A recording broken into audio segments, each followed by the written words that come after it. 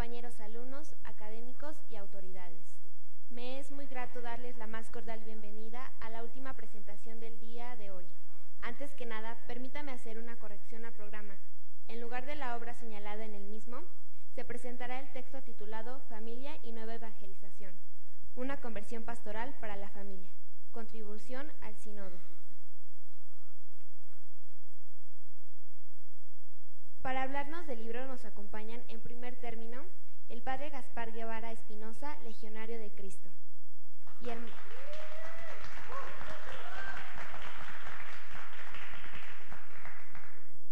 el maestro Miguel Santiago Flores Colín, a quien me permito presentarles.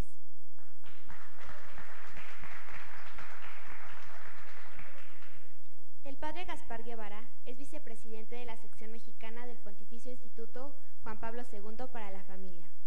Ha realizado sus estudios superiores en Filosofía y Teología en Roma, en el Instituto Regina Apostolorum. Es doctorado en Teología con especialidad en Ciencias de la Familia por el Pontificio Instituto Giovanni Pablo II, per studi su matrimonio y familia de la Universidad Laterense. Por su parte, el maestro Miguel Santiago Flores Colín es coordinador de evaluación institucional de la sección mexicana del mencionado instituto. Cuenta con licenciatura en Filosofía y Teología, realizadas en México y España, además de una maestría en Teología y Ciencias Patrísticas por el Instituto Patrístico Augustinianum de Roma. Es doctorado por el mismo instituto. Sin más preámbulo, les pedimos a ambos dar inicio a la presentación. Gracias. Muchas gracias, buenas tardes a todos. Como se comentó, vamos a presentar un título, un libro del instituto que se enmarca dentro de un programa de publicaciones que el Instituto Juan Pablo II está realizando desde hace más o menos un par de años y que ahora pues toca esta entrega, por decirlo así. Vienen otras, pero nos toca ahora esta. Hemos querido presentarlo por una circunstancia más que editorial, más que propiamente de la Feria del Libro, que agradecemos al licenciado Vázquez, que está por allá atrás, todas las facilidades que nos dio para la realización del evento. Coincidió con la Feria del Libro, pero la coincidencia de este libro no es solo con nuestra feria en la Universidad de Anáhuac, hay una coincidencia mucho más importante. La coincidencia de un evento histórico, podemos calificarlo así, histórico para la Iglesia Católica y, por qué no decirlo, para el mundo, porque en octubre, como sabemos, del 4 al 25 de octubre de este año se va a realizar el llamado Sínodo de la Familia. Este libro tiene que ver con el Sínodo de la Familia y, para resumirlo en dos palabras, es la aportación que el Instituto Juan Pablo II para la Familia a nivel mundial hace al Sínodo para la Familia. Vamos pues a hablarles un poquito del libro que también en su título el libro nos resume de verdad qué va a ser el sínodo. Como sabemos, no lo que pongan los titulares. Esta semana sabemos perfectamente que tuvimos unos titulares de esos que salen en los medios de comunicación. No es una novedad, no es algo que un papa cambiará en la historia de la Iglesia. Es el trabajo de la Iglesia que en el siglo XX ha puesto mucho énfasis y podemos decir, y el sínodo lo va a confirmar, el tema principal o el tema más importante de la Iglesia seguramente en el siglo XX y en este siglo XXI no es otro que el de la familia. Primera palabra del título, pues, familia y nueva evangelización. Hemos dicho que viene el sínodo en octubre. Es un sínodo que se realiza dentro de un programa de actividades, de esas agendas tal vez muy desconocidas que tiene la Iglesia. La Iglesia, no, como sabemos, no solo es el Papa, la Iglesia es el Papa, los obispos, los sacerdotes, los laicos, todos nosotros, y la Iglesia desarrolla muchísimas actividades. Desde el Concilio Vaticano II, antes no se hacía, pero después, especialmente desde los años 70, periódicamente se realiza un sínodo de los obispos.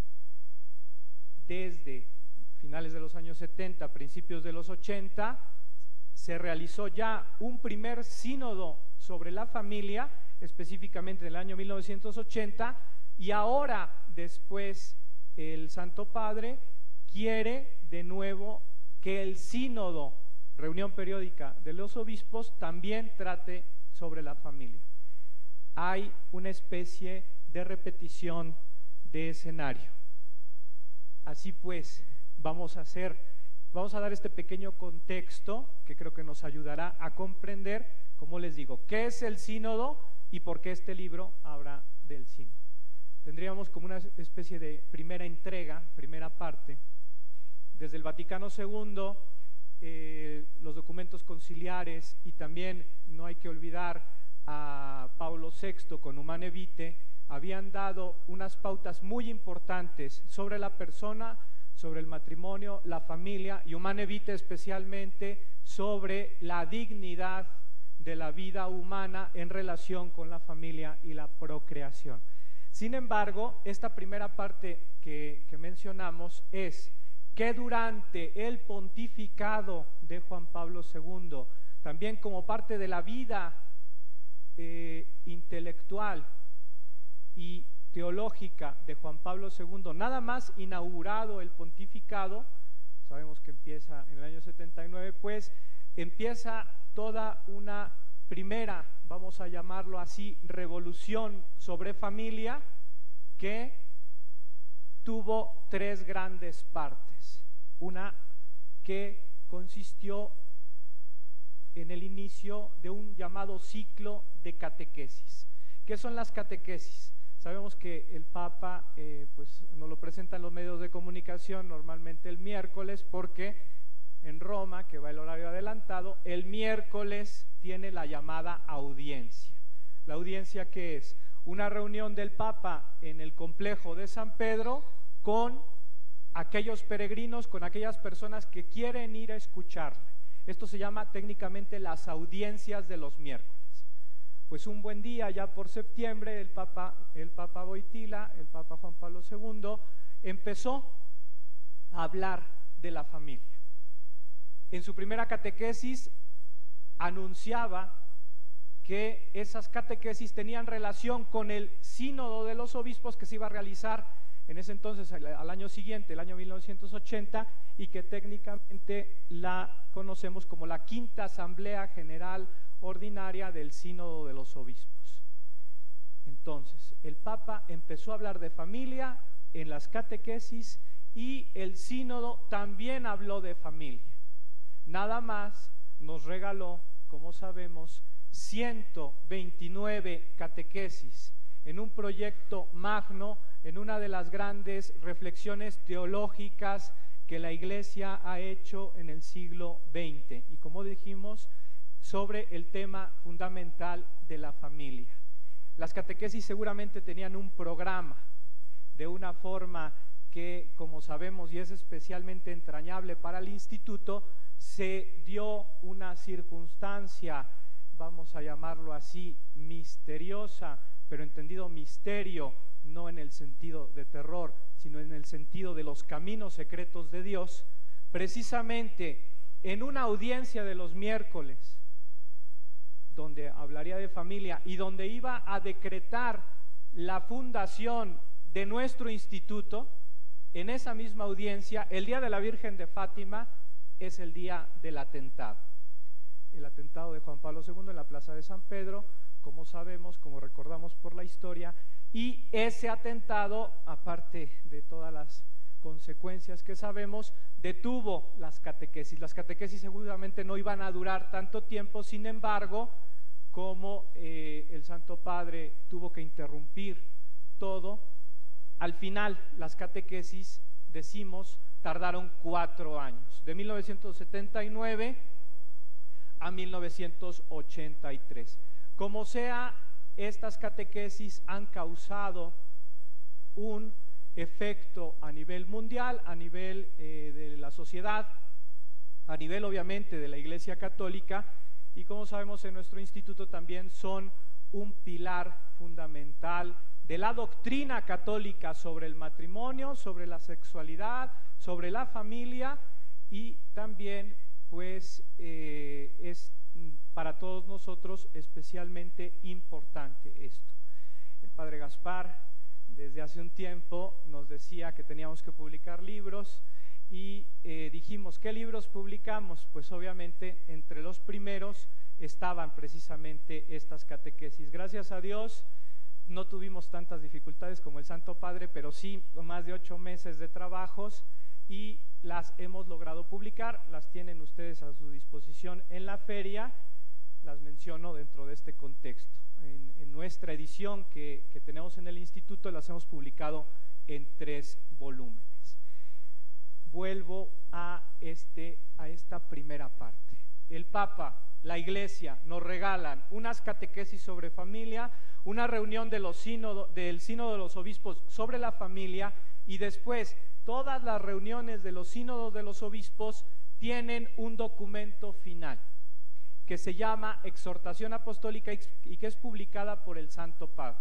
Ni más ni menos que la exhortación apostólica, que fue la conclusión de aquel sínodo, pues es la Familiaris Consortio, que como sabemos es la gran aportación de matrimonio y familia de Juan Pablo II, que también estudiamos y nos sabemos de memoria en el instituto, pero que visto dentro de este contexto no podemos más verlas de forma separada, sino que tenemos que comprender, no es que al Papa, con todo respeto, se le haya ocurrido hablar de la familia, es que la Iglesia ha tenido una primera grandísima etapa de reflexión sobre la familia, que vuelvo a repetir, tiene como antecedente sobre todo la Humane Vitae de Paulo VI.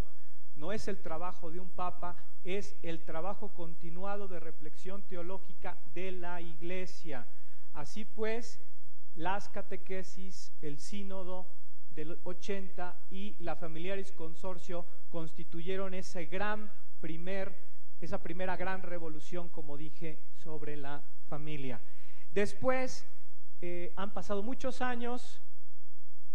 Las catequesis se han traducido a varios idiomas, han tenido muchas ediciones, hasta aquí las publicamos, y un buen día, que fue ni más ni menos que el día de la canonización de San Juan Pablo II, como sabemos, junto a Juan XXIII, San Juan XXIII, el Papa del Concilio y el llamado Papa del Postconcilio, la canonización que nos ayudó a comprender precisamente que esto que estamos diciendo, que los papas son grandes figuras, pero no son solamente ellos, es la Iglesia que en la sucesión apostólica va siendo la ministra, la encargada de ayudarnos a comprender la doctrina de Jesús que sabemos está reflejada en la Biblia, en la revelación y en el magisterio. En esa homilía de canonización, el Papa Francisco nos sorprende y nos dice en el penúltimo o antepenúltimo párrafo: estamos en camino sinodal. Y podríamos decir que es el eslogan que nos ayuda a comprender esta segunda parte o esta segunda revolución sobre familia que la Iglesia está haciendo, y que es, ahí está, este camino sinodal. ¿Qué tenemos en este camino sinodal? Pues de nuevo se repite el escenario. Se repite el escenario de que el Papa, ahora como sabemos Francisco, en el mes de diciembre también empezó hablando una catequesis y dijo: vamos a comenzar un ciclo de catequesis. No se le ocurrió tampoco. Ya al día de hoy, el miércoles, hemos tenido la catequesis 25 sobre familia y nos está ofreciendo todo un programa de reflexión teológica, de reflexión principalmente pastoral sobre lo que es la familia y del reto que tenemos en el siglo XXI la Iglesia y la sociedad con respecto a la familia. se dice que la segunda parte no puede ser igual que la primera, tiene que haber una pequeña variación, la retórica clásica habla de esto también. Entonces el Papa Francisco, en vez de hacer un sínodo sobre la familia, pues resulta que ha hecho dos, o uno que ya se realizó, como sabemos fue un sínodo extraordinario que se realizó en octubre, y ahora, como ya dijimos también, viene el sínodo ordinario, que va a ser la asamblea 14 en el mes de octubre. Este trabajo lleva empeñando a la Iglesia, empeñando a los obispos, empeñándonos a todos más de 1 año y medio, y aunque les digo, ahí está la asamblea ordinaria, hay como 600 páginas publicadas de documentos oficiales que se llaman documentos de estudio, relaciones, instrumentos de trabajo que la Iglesia ha publicado y que es el material que ya se tiene para estudiar, y en octubre la conclusión del Sínodo de los Obispos, ¿cuál va a ser? Hay un encargado del sínodo, un presidente del sínodo. Cuando el sínodo termine, irán con el Santo Padre y le entregarán el texto de conclusión del sínodo, y como se hace siempre, el Santo Padre utilizará ese texto para la exhortación apostólica posinodal, que tiene que, es una consecuencia lógica, no estamos haciendo ninguna profecía aquí. El Papa Francisco publicará, Dios mediante, tal vez en diciembre, tal vez en enero, el año que viene, no sabemos cuándo, pero tiene que concluirse este trabajo sinodal con una exhortación apostólica sobre la familia. Entonces este es el contexto, que la Iglesia sí que se ha preocupado, sí que tiene como un tema fundamental en su agenda, en su ser, la familia. Lo hizo con Juan Pablo II, y ahora dijimos que estamos viviendo momentos históricos. Este momento histórico en el que nos encontramos nos presenta esa nueva, por decirlo así, batalla de la Iglesia con respecto a la familia. El libro que se llama Familia y Nueva Evangelización, ¿qué es? Es una reflexión teológica y pastoral de los profesores de lo que nosotros en el instituto llamamos nuestra sede central. El Pontificio Instituto Juan Pablo II fue fundado, como dijimos, aquel día de la Virgen de Fátima en Roma. Desde entonces trabaja y su sede está en la Universidad Lateranense de Roma, y a lo largo de los años se ha expandido por diferentes lugares del mundo. Uno de ellos, como sabemos, es México, donde aquí en el Campus Norte y en otros lugares de la República, Guadalajara, Monterrey, Mérida, Puebla, y se me escapa alguno, y León, ¿sí? Tiene sedes y tiene esta intención de San Juan Pablo II. El instituto lo que hace es poner en práctica la voluntad de Juan Pablo II al fundar el instituto, que es que se estudie, que se difunda con toda la seriedad posible, con los niveles académicos universitarios que ofrecemos, los estudios, las reflexiones sobre la persona, el matrimonio y la familia desde la visión cristiana, desde la herencia, sí, de sus catequesis, pero también desde la herencia que hemos visto, que es la herencia de la Iglesia sobre la familia en el siglo XX y sobre todo en el siglo XXI. Entonces este libro, pues lógicamente que para nosotros es muy importante, porque nos está ayudando a estar a la vanguardia de la reflexión sobre la familia, y es la aportación que hará el instituto a la Iglesia y a la sociedad en México. El libro se va a publicar en versiones en diferentes idiomas, esperamos, no sabemos cuándo, nosotros sabemos nuestras fechas, las otras sedes tienen sus fechas, pero es como que una publicación mundial, coincidimos, y la idea es que esta opinión o esta aportación del instituto pues llegue a todos y se conozca. Entonces, lo que encontraremos en este libro y en estas páginas no solo es algo que un día se reunieron los profesores y dijeron, bueno, pues el Papa se va a reunir en octubre, vamos a decir algo al respecto. No, es una grandísima aportación que tiene todo un contexto, que es lo que hemos explicado, sobre la reflexión de la Iglesia en torno a la familia. Y pues brevemente vamos a dar unas palabras clave. Las palabras clave del libro son, entonces, lo que verdaderamente la Iglesia nos pide que reflexionemos y que pensemos para el sínodo y que pensemos para la familia este año y lo que viene en el futuro inminente, pues pueden ser estas palabras clave, como digo. La primera, conversión pastoral. Sabemos que los esfuerzos de las iglesias, de las congregaciones, de muchas asociaciones por la familia, pues son muchísimas y loables, pero lo que la Iglesia está reflexionando y dará seguramente como pautas en el sínodo y en la exhortación apostólica, básicamente se resume en esto: tenemos que fijar la mirada en la familia y saber que en las parroquias los católicos tenemos que tener a la familia como el origen, el medio y el destino. Las parroquias tienen que ser centros de atención familiar, tienen que estar enfocadas hacia las familias, y también quiénes son sus agentes, quiénes son los que van a trabajar ahí, pues obviamente las mismas familias en ese contexto de familia con la familia.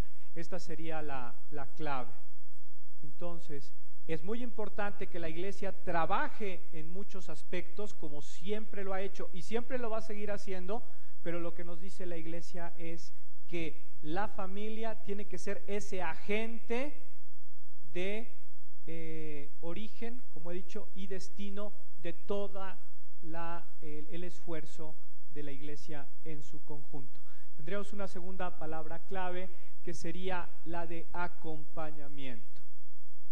Vuelvo a repetir, este miércoles no fue la audiencia de los miércoles sobre la familia, sino fue el lunes o el martes que salió la noticia en torno al tema del aborto,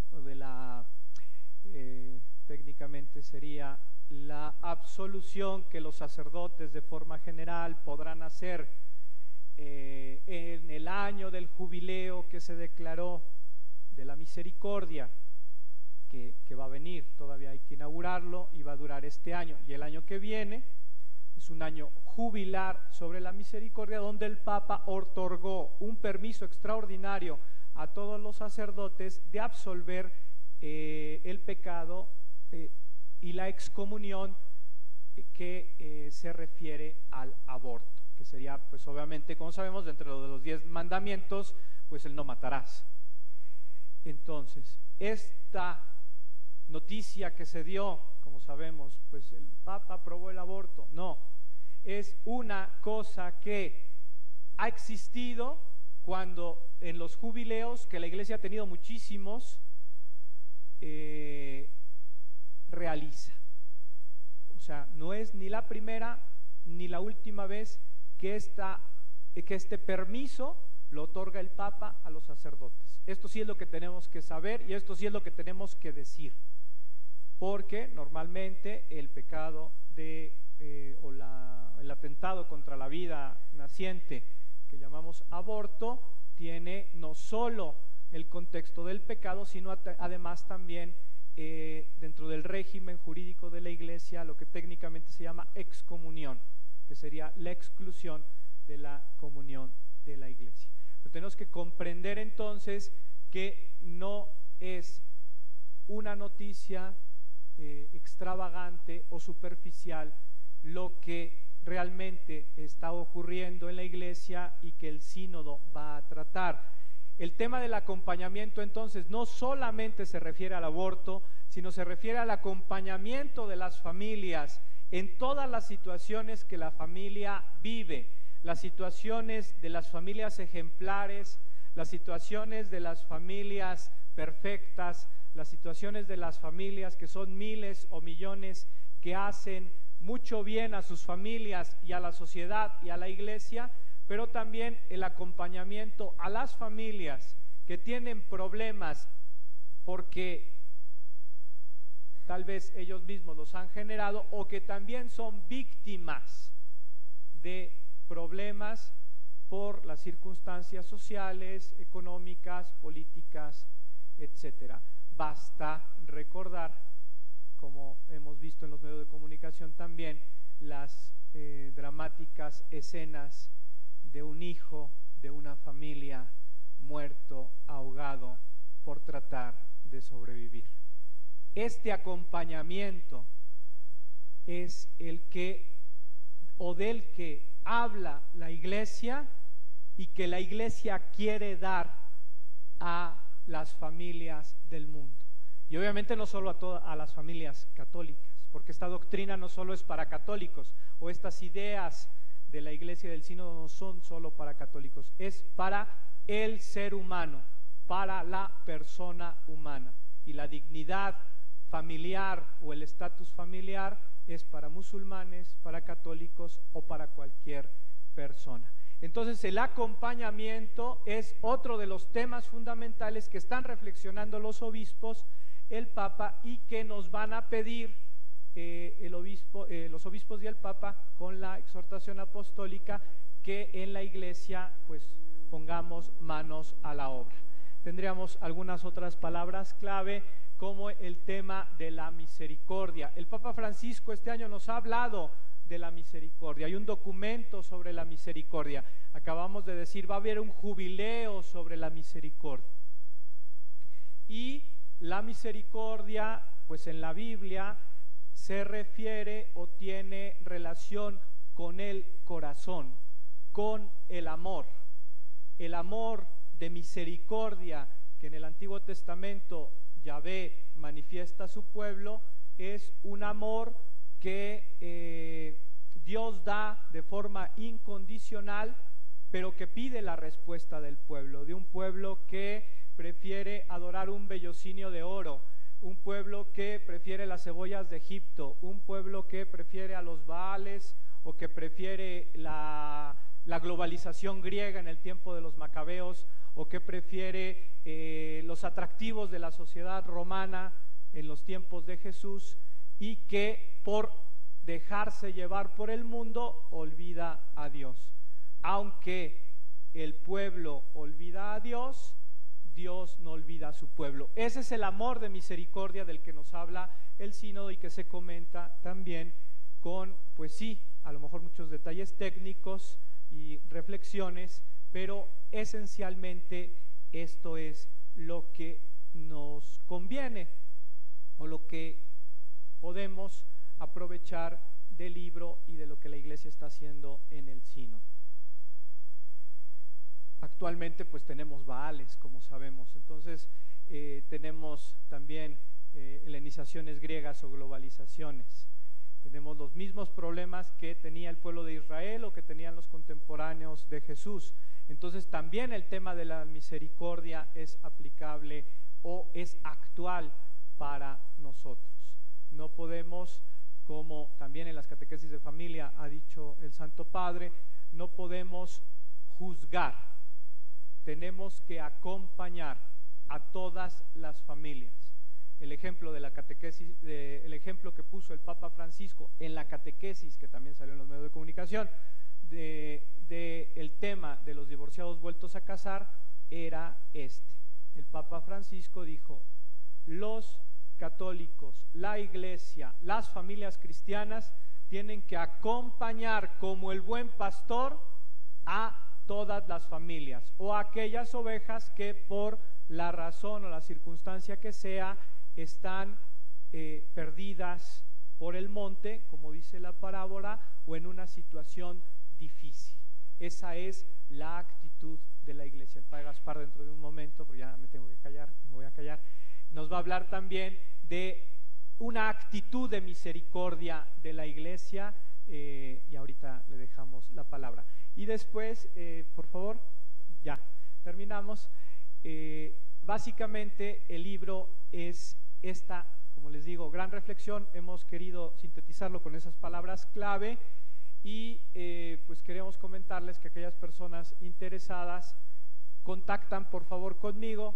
Sabemos que los plazos a veces no son los que quisiéramos. El libro ahorita no está en la feria, todavía está en la imprenta. Entonces, si alguno está muy interesado, pues al final, con todo gusto, tomamos sus datos y les hacemos llegar la publicación. Es pues esta gran aportación la que queríamos compartir en este momento con ustedes. Le dejo la palabra al Padre Gaspar, que nos va a hablar de un libro que ya se habló el martes de él, pero también hemos querido repetirlo porque nos gustó mucho y es un libro también muy importante.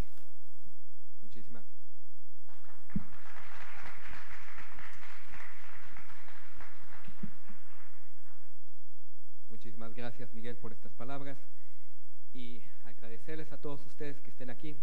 También es muy interesante que tengamos sillones en lugar de mesa, porque estamos entre amigos, entre familia, y creo que es también una oportunidad para seguir reflexionando en esos temas que a todos nos interesan.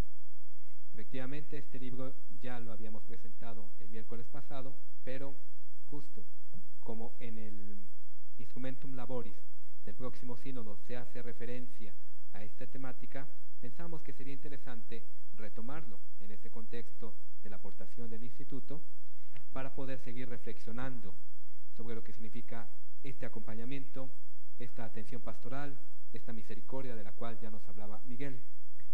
El tema en concreto es la homosexualidad. Sabemos que también es uno de los grandes temas que se han publicitado muchísimo, que efectivamente hay 2 párrafos en el Instrumentum Laboris que se refieren a esa temática, ya sea en el acompañamiento de las familias que tienen hijos homosexuales o también de las personas con inclinación, con tendencia homosexual que quieren ir conformando o en qué sentido se puede hablar de una familia.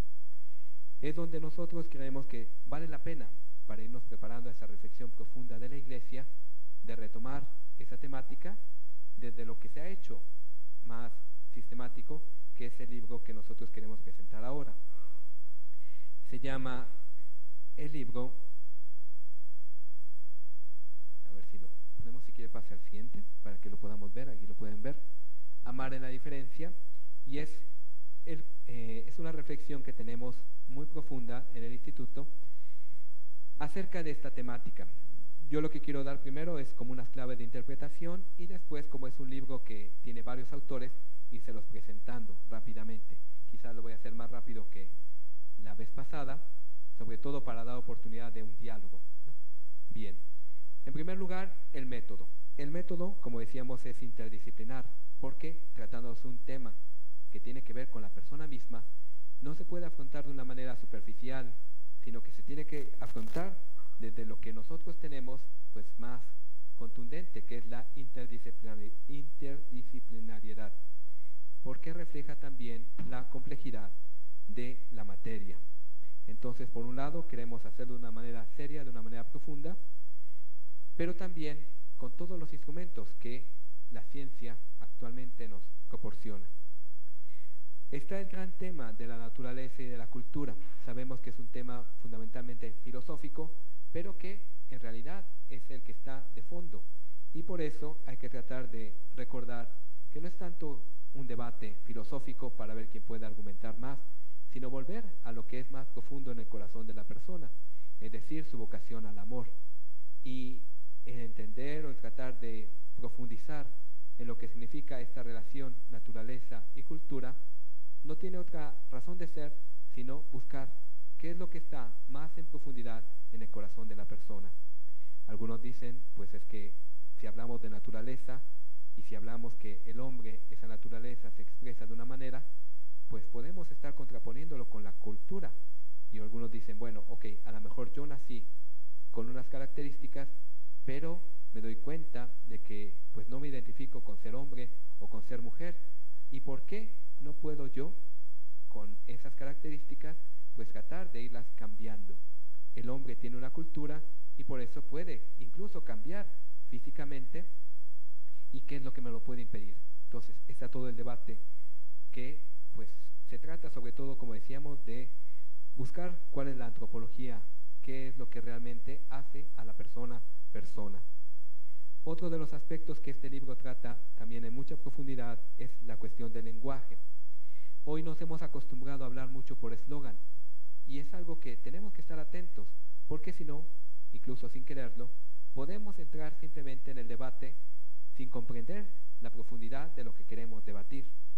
A veces son porque no comprendemos la posición o la idea o lo que quiere transmitirme la otra persona, y eso es bien importante. Decimos, son elementos del lenguaje, y aquí sabemos que no se puede pues catalogar a una persona simple y sencillamente, etiquetarla a partir de sus pulsiones eróticas reales o presuntas, y es donde tenemos que tener un respeto muy grande por la persona. Toda la primera parte, la introducción a este libro, que la hace Monseñor Recla, que es un obispo español, es muy interesante porque se detiene muchísimo en cómo hay una manipulación del lenguaje y cómo a veces las discusiones que tenemos no tienen otra razón de ser que simplemente el lenguaje. Parecería un detalle intelectualista, pero sabemos que es un tema crucial. Otro de los temas que también tenemos que tener presentes cuando abordamos ya sea esta temática y también en este libro es lo que nosotros llevamos de bagaje de las ideologías. Son muchos los que aún advirtiendo las tendencias se niegan a reconocer que existe un ambiente agresivo e ideologizado, y es donde tenemos que estar atentos, porque a lo mejor no es tanto una persona que realmente quiera eso. Pongamos el tema concretísimo de la adopción. Cuando alguno ha hablado acerca de la adopción, estamos en un ambiente tan ideologizado que incluso homosexuales mismos que han dicho, pensemos el caso de Dolce & Gabbana, los italianos, modistas, que incluso fueron pareja, y ellos dicen, no, estamos tratando de reivindicar los derechos, que se nos respete, pero no estamos para nada de acuerdo en esta adopción, y fueron pues criticados, fueron muy fuertemente pues atacados, simple y sencillamente por querer exponer su punto de vista. Entonces, si vale lo mismo la posición de uno que de otro, ¿por qué atacar? ¿Por qué no dejar que la otra persona exprese aquello que quiere pues también aportar? Y en el fondo pues nos damos cuenta de que son muchas ideologías. Dentro de estas ideologías pues también está la famosa teoría del gender de 1995, que fue presentada en la Conferencia de las Naciones Unidas en Pekín, y que también tenemos que estar pues atentos, porque sin quererlo pues son imposiciones incluso de lenguaje, de puntos de vista, en los cuales pues parecería que somos retrógradas o que no queremos pues abrirnos a otras realidades o otras circunstancias de las personas, cuando en realidad son muchos temas que hay que tratarlos con profundidad y no irnos, como decíamos, simplemente por ideologías. Y en el fondo, como decíamos, está el gran tema de la caridad. Eso es lo que también inspira y ha llevado pues a que estas personas pues expresen desde diferentes ámbitos, como decíamos, interdisciplinariamente, esta temática y la afronten con seriedad. Bien, vamos a pasar ya al libro concretamente. Como decíamos, la temática es la homosexualidad, pero por sus diferentes aspectos. Vamos a ir viendo que primero lo afrontan con las ciencias humanas, después vamos a ir viendo el tema de la contribución de la tradición de la Iglesia. Recordemos que dentro de la Iglesia existe lo que se llama la tradición con mayúscula, es decir, todo aquello que han reflexionado, ya sea los padres de la Iglesia, ya sea diferentes teólogos, que hay que tomarlo en cuenta para que realmente veamos qué es lo que ya se ha dicho y que no tenemos que inventar, o no partimos de la nada acerca de reflexiones tan profundas, y que la Iglesia pues tiene más de 2000 años, y que esa reflexión pues hay que recuperarla. Otro aspecto es el fundamento antropológico. Vamos a ir viendo qué tipo de hombre, qué es la persona en realidad, para ver si el modo en que se afronta esa temática es la más correcta. Vamos a hacer una valoración ética, porque sabemos que los hombres, sus acciones pues no son indiferentes. La libertad, lo sabemos, es algo que nosotros hemos recibido, pero que nuestras acciones tienen consecuencias, o buenas o malas. Y a veces, por ejemplo, cuando decimos una mentira, en el fondo lo que queremos es como que darle la vuelta a esas consecuencias, y por eso pues no queremos afrontarlo. Y no, hay que afrontar la libertad con todo lo que ella implica, con sus aspectos positivos, pero también con sus consecuencias negativas, y por eso se trata de hacer una valoración de los actos morales. Vamos a ver también lo que se llama la acción pastoral, de la cual pues está más articulado el libro que presentaban antes. Y por último, vamos a hablar acerca de la dimensión jurídica y política. Son como los ámbitos en los cuales este libro trata de ir dando una aportación concreta sobre esta temática. Rapidísimamente vamos a hablar acerca de lo que es este libro. Amar en la diferencia, como decíamos, es el resultado de un simposium sobre la cuestión referida a la atracción sexual del mismo sexo que se desarrolló en el año 2008, toda una semana de reflexión que se tuvo en el Pontificio Instituto Juan Pablo II sobre matrimonio y familia en Roma. Después, en el año 2012, fue publicado por la Librería Editrice Vaticana en coordinación con otra editorial que es la Cantagalli, y hasta el 2013 se publicó en español y está publicado por la BAC, que es el libro del que les hablaba. Estos datos, estas fechas, también creo que son importantes recordarlo para tener el contexto en el cual surge este libro.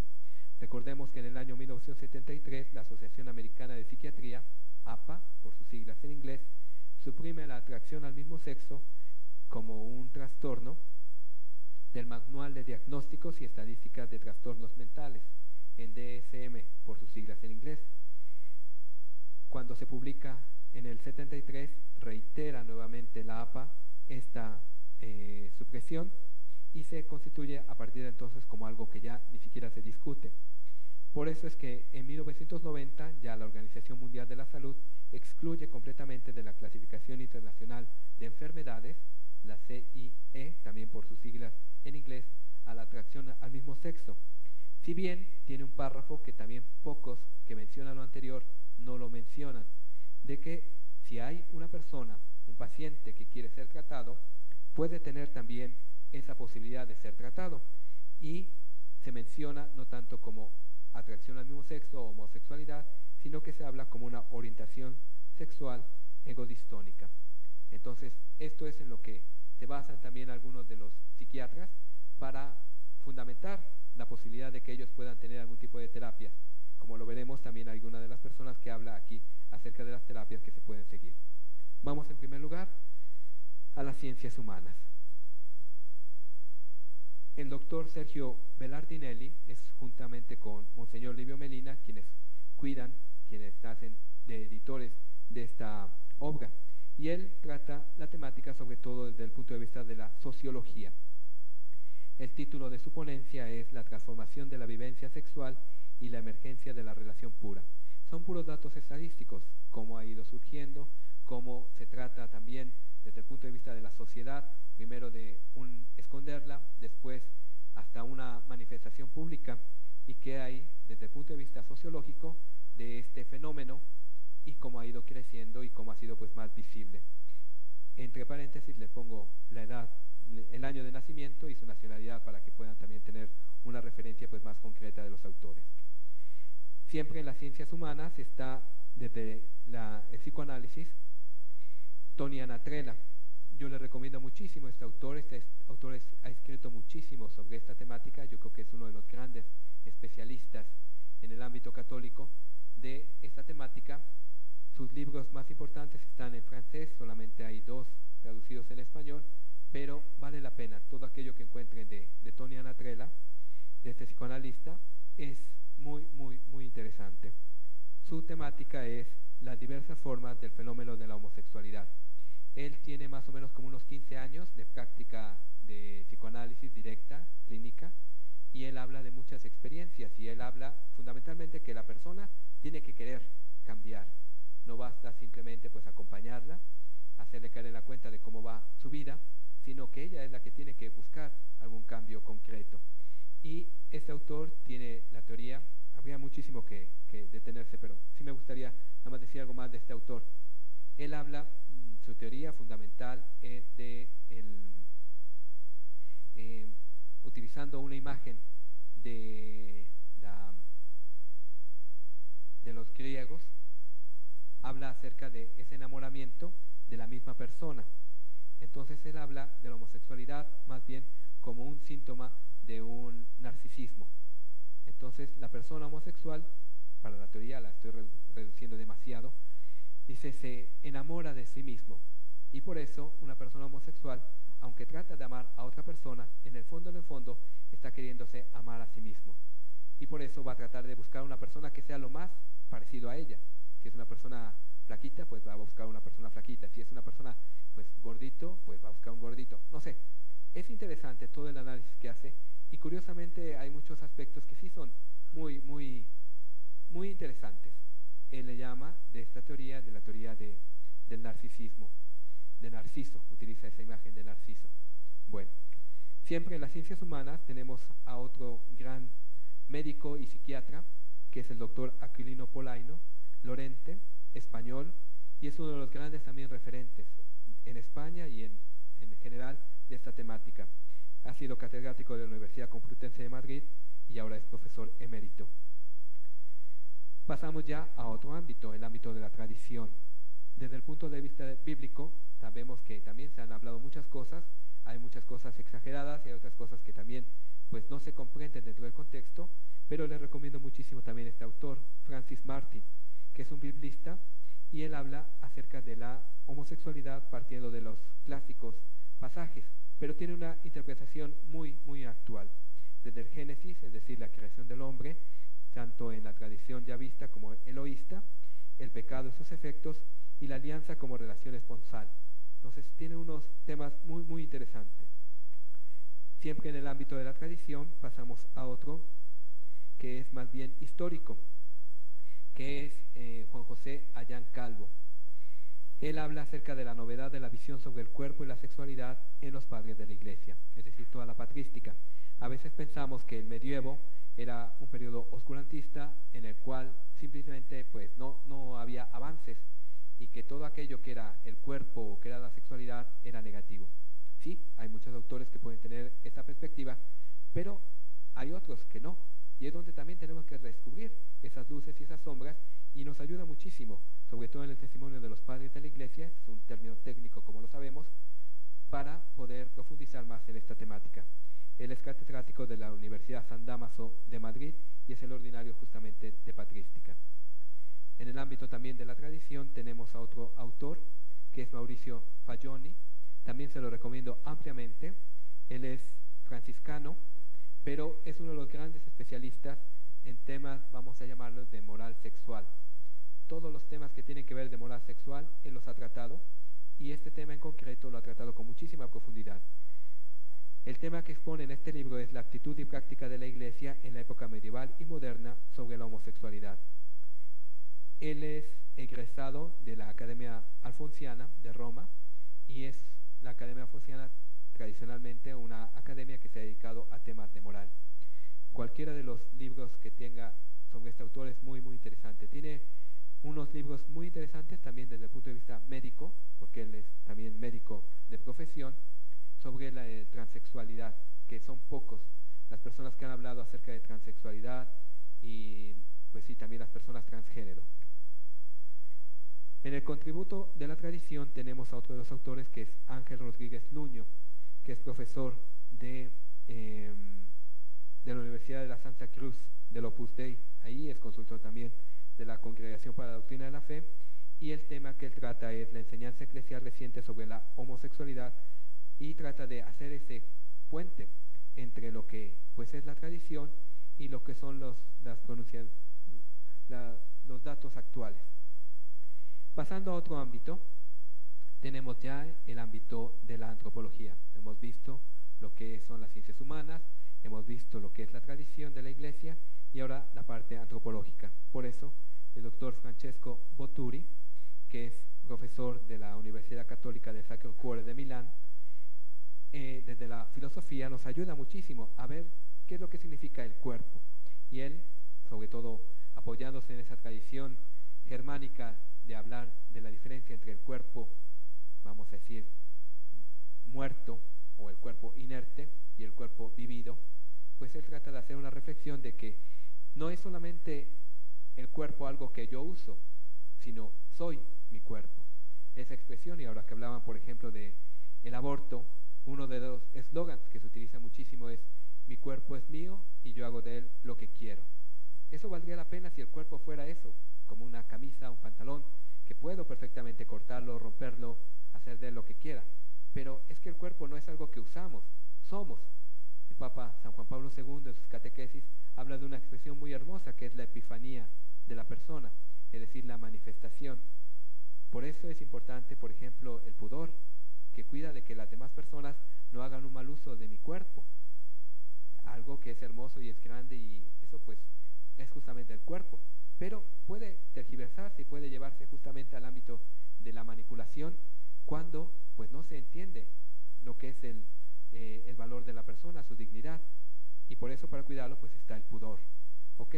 Y ahí es donde pues hay muchos elementos muy interesantes desde el punto de vista de la filosofía para ver cómo el hombre tiene que irse identificando, y por eso le llama un drama en el sentido clásico, es decir, la vida es dramática, en el sentido de que tenemos que irla viviendo, que nadie la va a vivir por ti, de que sí, tenemos una vida, pero que hay que irla construyendo minuto a minuto, y en ese sentido pues es dramática. Y también la identidad del propio cuerpo con uno mismo, pues es algo que es un proceso, y por eso es un itinerario. Otro de los autores dentro de este ámbito de la antropología está María Luisa Di Pietro, también se la recomiendo ampliamente. Es una de las mujeres que pues también es muy conocida en Italia, y ella habla del proceso de sexualización de la persona desde el dato biológico. Ella es médico quirúrgico y también pertenece al Comitato Nazionale di Bioetica de la Presidencia del Concilio dei Ministri, que es un organismo que pocas naciones tienen, en el cual ponen a consideración desde el punto de vista ético algunas de las leyes que pasan. Y ella, argumentando desde sus competencias, es egresada también del Instituto Juan Pablo II, pues qué es lo que tiene que ver alguna ley, por ejemplo, la aprobación de las parejas de la unión del mismo sexo como un reconocimiento civil, qué aspectos tienen y qué aspectos no, pero desde el punto de vista del dato biológico. Bien, siempre desde este ámbito antropológico está Xavier Lacroix, que él, desde pues su ámbito, que es también de la filosofía, y como profesor de moral de la Universidad Católica de Lyon en Francia, habla del cuerpo como límite y sentido, y fuente de sentido. Es también una aportación muy interesante, porque ya es otra escuela. Salud. La escuela es, como lo sabemos, sobre todo existencialista, la escuela francesa, y toma también muchos elementos de la filosofía heideggeriana.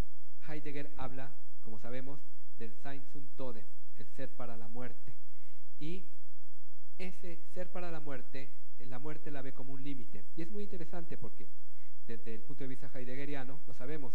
Cuando nosotros tenemos un límite, podemos, vamos a decir, como que redimir todo lo que está antes. Vamos a poner un ejemplo muy, ya que estamos en la universidad, vamos a poner un ejemplo universitario. Si a mí me dan la fecha para entregar un examen o un trabajo, pues ya, yo sé que tengo esa fecha. Pero si soy una persona que soy responsable, empiezo a programarme justo hacia atrás. Para tal fecha tengo que tenerlo impreso, para tal fecha tengo que hacer la investigación, para tal fecha tengo que haber escrito tal parte. Y bien, en ese sentido me ayuda muchísimo tener una fecha ya límite. ¿Por qué? Porque si no, pues sí, sé que tengo que hacer un trabajo sobre ese tema, pero nunca voy a poner los medios necesarios para poderlo alcanzar. Y en ese sentido también la muerte, bien vista como un límite, es muy interesante. ¿Por qué? Porque le da sentido a todo lo demás, ¿sí? No es algo negativo. Ahora, lo mismo también hace, pero aquí con el cuerpo. El cuerpo parecería que es un límite, es un obstáculo. Pues, con mi cuerpo no puedo volar, con mi cuerpo no puedo pues estar en el agua pues 10 horas, así solamente con mi cuerpo. Pero justo, teniendo en cuenta mis límites, lo puedo ir pues modelando de mil maneras. Y ahí es donde, desde el punto de vista de la antropología, pues vemos que el ser hombre o ser mujer como dato ya natural no es un límite, sino una posibilidad. Y es donde se tienen que explorar todas las posibilidades. Bien, pasamos a otro ámbito, que es la valoración ética. Rapidísimamente, porque ya estamos sobre tiempo, Monseñor Livio Melina, quien más que él como presidente de este instituto, pues conoce y hace a partir de una imagen, de una metáfora, trata de hablar sobre esta temática. Él habla sobre la gramática de la diferencia, la sexualidad en el horizonte del amor. Y él, como decíamos, utilizando esta metáfora de la gramática, pues dice, tenemos muchas palabras para expresar el amor, pero no sabemos a lo mejor construir un poema.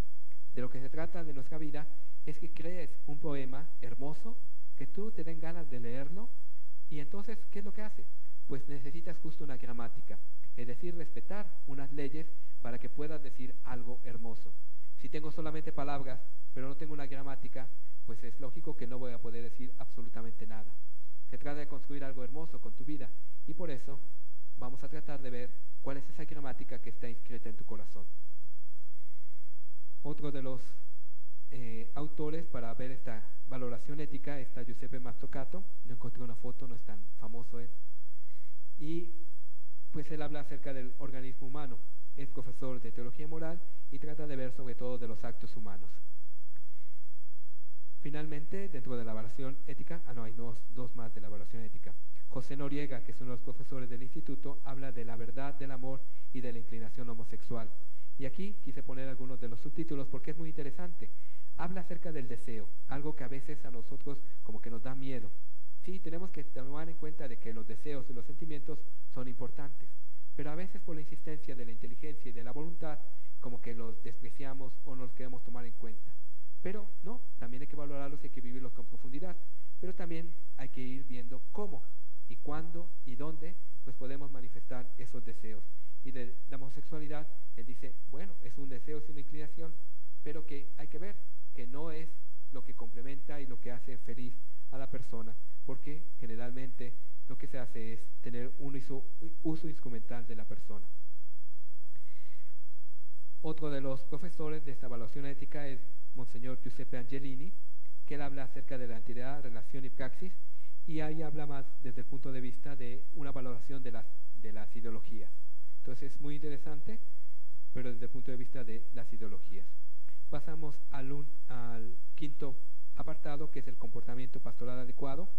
Hablábamos antes de algunos que han hecho algunas acciones concretas para afrontar esta temática, y aquí se puede nombrar a este doctor en filosofía que es Joseph Nicolosi, que juntamente con Richard Cohen, que a lo mejor han escuchado, son de los que han fundado una terapia reparativa. Ahí abajo les puse incluso la página de internet de él, en la cual trata de ver cómo, desde su ámbito, cómo puede una persona que quiere hacer un cambio desde el punto de vista de su comportamiento homosexual, cómo puede ir acompañado.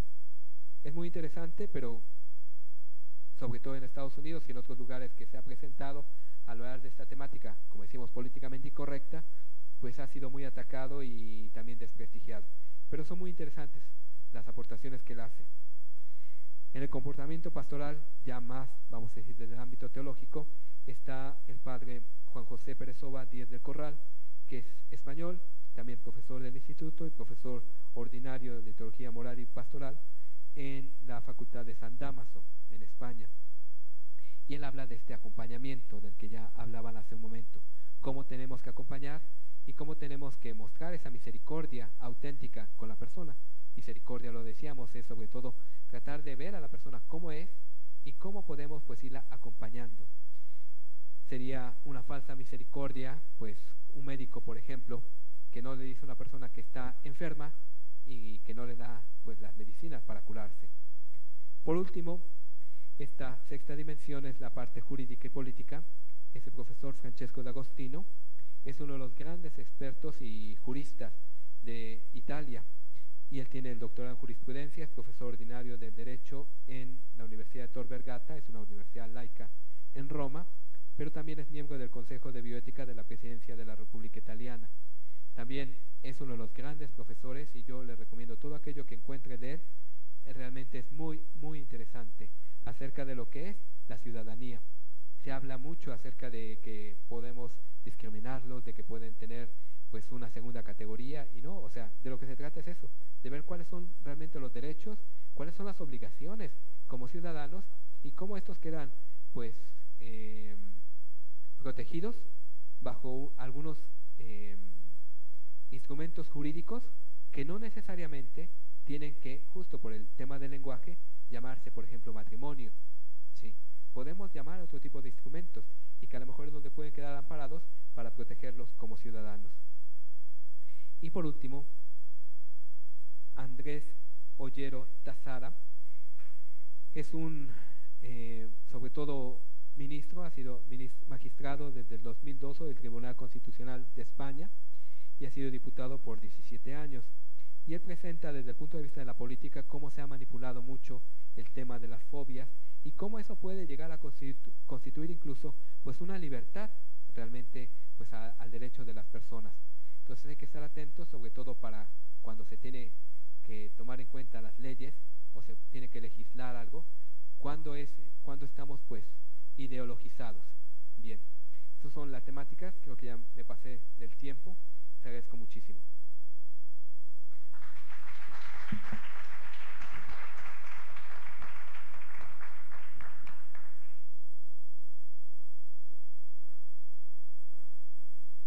Agradecemos al padre Gaspar Guevara y al maestro Santiago Flores por sus valiosas observaciones. Ahora daremos paso a una breve sesión de preguntas y comentarios por parte del auditorio. Adelante, por favor.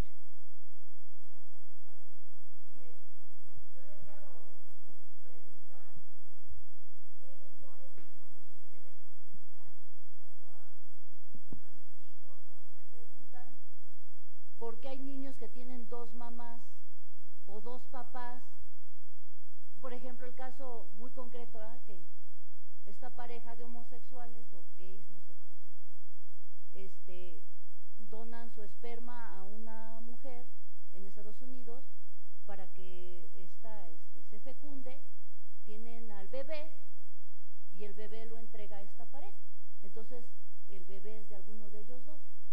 Pero la cuestión aquí es cómo yo manejo esta cuestión a mis hijos de por qué son dos papás y dónde está la mamá y qué sucede ahí si en mi familia, pues sí es tradicional en ese sentido, ¿no? De la mamá, el papá, los abuelos, ¿no? Entonces, que no les he sabido contestar, evado la pregunta, la verdad, porque... Y entonces, ¿qué es lo ético? ¿Qué se debe contestar? Esa es mi pregunta. Una pregunta muy interesante y muy difícil. Efectivamente no existen una respuesta. ¿Por qué? Porque es como si quisiéramos explicar aquello que pues hemos provocado. Se podrían hablar muchísimos casos, incluso aberraciones, cuando se pone por arriba de lo que es el amor auténtico, lo que es el derecho. Se habla muchísimo del derecho al hijo, ¿sí? Pero es que no existe un derecho. Se trata sobre todo de hablar de la perspectiva del don. Un don, un regalo, pues yo lo acepto tal como viene, ¿sí? En cambio, cuando entramos en una mentalidad más bien de derechos, entre comillas, que no son derechos, pero entramos en una mentalidad consumista, entonces ahí sí entramos en una mentalidad de lo que es el control de calidad. Y por eso es que, pues sí, cuando voy a comprar un coche, por supuesto que veo que tenga el mejor rendimiento, que me den pues las mejores garantías, que si me falla pues me lo cambien. Perfecto, para algo que uso está muy bien, pero no podemos entrar con esa mentalidad a lo que es el don de la vida, el regalo que nosotros tenemos de la vida. ¿Por qué? Porque si no, justo ahí se empiezan a hacer todo tipo de combinaciones rarísimas. Ya no quiero tener un hijo porque pues aparentemente tiene trisomía 21, tiene síndrome de Down, entonces viene defectuoso, entonces hay que desecharlo. Yo quiero tener un hijo varón, entonces voy a hacer la fecundación in vitro. Y ahí es donde efectivamente no se habla de todos los que hay que desechar, porque para poder tener a lo mejor un embrión viable, para que realmente pueda nacer un bebé, pues más o menos han tenido que fecundarse unos 10, los números no son exactos, pero para darnos una idea, han podido implantarse 3 o 4 para que realmente vean si alguno de estos hay posibilidad de que sean viables. Y ya incluso siendo viables, lo sabemos que existe la reducción embrionaria, porque una mujer que tiene un parto múltiple es muy peligroso para los dos. Entonces se llama, volvemos al tema del lenguaje, reducción embrionaria, pero es decir, pues como estos dos tienen menos posibilidades, mato a estos dos y me quedo con este. Entonces entramos en una mentalidad del consumismo y son temas muy complicados. Aquí yo creo que lo que tenemos que hablar con nuestros hijos es más bien hablar del amor, de la confianza, de lo que tiene que ser para ir cultivando en ellos pues ese deseo de que pues la persona es bien importante, de que los hijos son un don y no podemos pues explicar. La verdad, pues ahí es donde les digo que entramos en temáticas bien complicadas. En este caso, en Italia está el famoso doctor Antinori. Él tiene uno de los récords Guinness, que no sé si sea también pues bonito, porque él tiene el récord de haber podido pues hacer que la mamá abuela, le llaman, la mamá nonna, es decir, llevar a una mujer que pudiera tener un hijo a una edad mayor. Pudo tener un hijo a los 67 años una mujer. Eso es una injusticia para un hijo. ¿Por qué? Porque supongamos cuando tenga 10 años va a tener esa mujer 77 años. Y dígame qué persona, aunque esté muy bien de salud, con 77 años va a tener la paciencia para estar detrás de un niño de 10. Y cuando tenga 15, que es un adolescente y que merece toda la atención y cuidado, pues esta mujer va a tener, ¿cuántos? 82. Entonces, pues sí, va a ser su abuelita. Y hay abuelitas incluso más jóvenes. Son injusticias que se cometen por el bien de la libertad. Lo mismo, hay vacíos éticos y también jurídicos muy complicados. Mencionaba usted el ejemplo.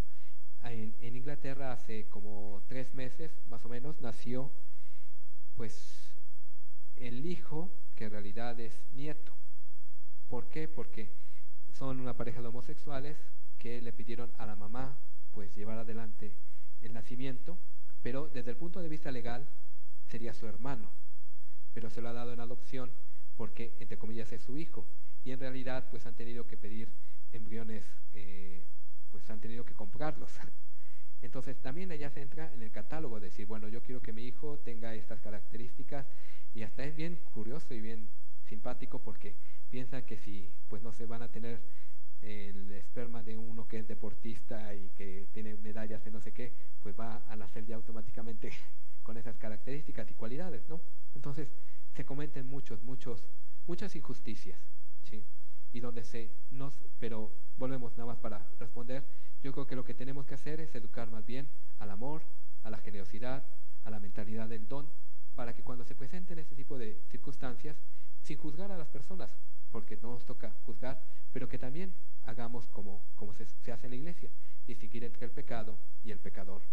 Al pecado hay que ser pues contundentes, claros, y esto no está bien porque tiene unas consecuencias muy complicadas para todos, pero el pecador hay que acogerlo, hay que recibirlo, hay que apoyarlo. ¿Sí?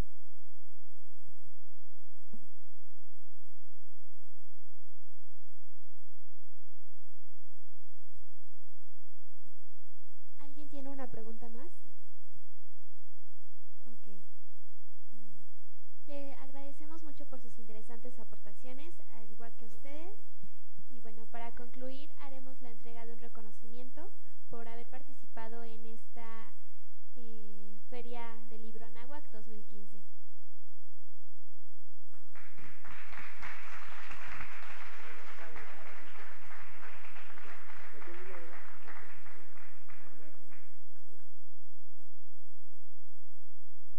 De este